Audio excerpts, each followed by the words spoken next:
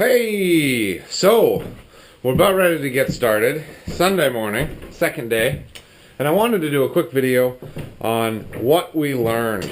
So I'm just going to bring you around the room and kind of show you what we set up. So the first thing we did this morning was we cleaned off this half of the room, because this is where we're going to be working. So once we moved all the scrap downstairs, got rid of the unwanted tools, got the lumber in the right spot, we set out to get more lumber. We found out yesterday that we kept running out of lumber and not having enough to pick from in order to put the stuff up. Took a lot of time.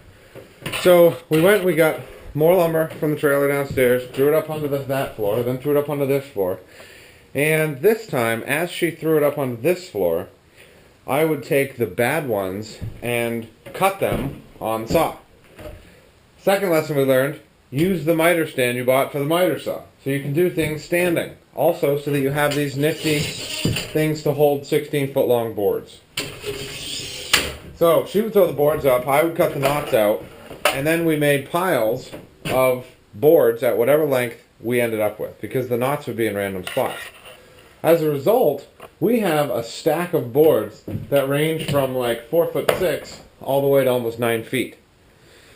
That's nice because on our end boards, because the building was built 36 feet long from the outside, you have 5.5 inches that you have to take off from your first row to your joist, your ceiling, whatever it's called, rafter. Anyway.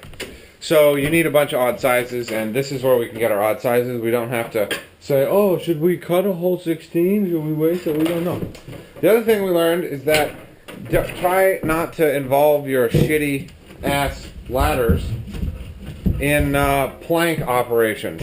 Instead, use your Rockwell jaw horse, lock it down, then you can use your plank. And it stays still. It's so much better. Also, I put the Rockwell jaw horse on this side so that I can walk right over to here and do work up here.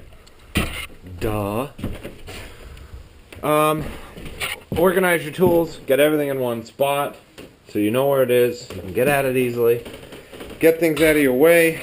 The other thing I did is I got rid of my shitty air hose that was in line. It was leaking air constantly and making the air compressor kick on incessantly, which I hate. I think that's it. Now we're ready to start. The other thing we did is we came up with a plan. We reduced our, what did I call that? Our need to be efficient with boards. So we were trying to be as super efficient as possible, making sure we used a 14 when we needed a 14. But unfortunately, we couldn't find the boards that we needed when we needed them. The trailer load of wood that I got had 13 6-footers, 11 8-footers, 22 10-footers, 57 12-footers, 30 14-footers, and 123 16-footers. There'll be a test at the end of this video.